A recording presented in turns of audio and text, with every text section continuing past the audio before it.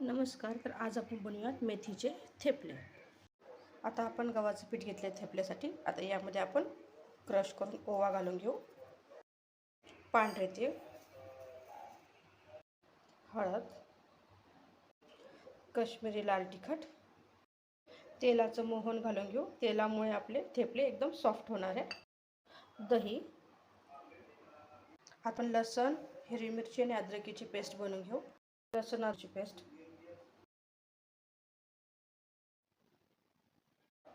आपण हे सगळं आता मिक्स करून घेतलं. आता यामध्ये आपण मेथी घालून घेऊया, मीठ. आता आपण हे सर्व मिक्स करून घेऊया. सध्या पाणी घालायचं नाही आहे, आपल्या मेथीमध्ये मॉइश्चर असतं. नंतर लागत थोडंसं नॉर्मल कोमट पाण्यामध्ये आपण आपला डो बनवून घेऊया. कोथिंबीर बारीक चिरलेली. आपला डो तयार आहे. आता आपण थोडंसं तेलाचा हात लावून मळून घेऊ. 15 मिनटं आपला डो साईडला ठेवून देऊया.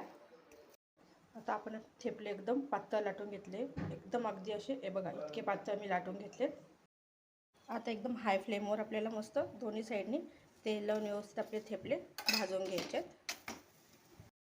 हे बघा आपले तयार आहेत, मस्त गरमागरम एकदम सॉफ्ट मेथीचे थेपले.